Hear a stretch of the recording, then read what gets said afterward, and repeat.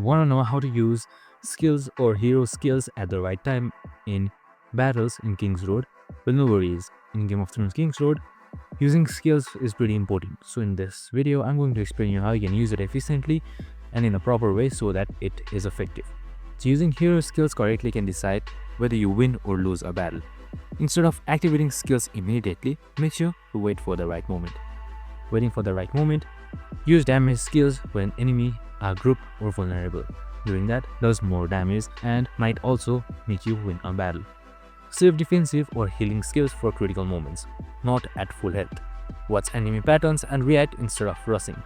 Timing your skills properly makes battles smoother, faster and much more efficient. And that's it. Super simple and easy. This is how you use your hero skills at the right time in King's Road. I hope this video helped.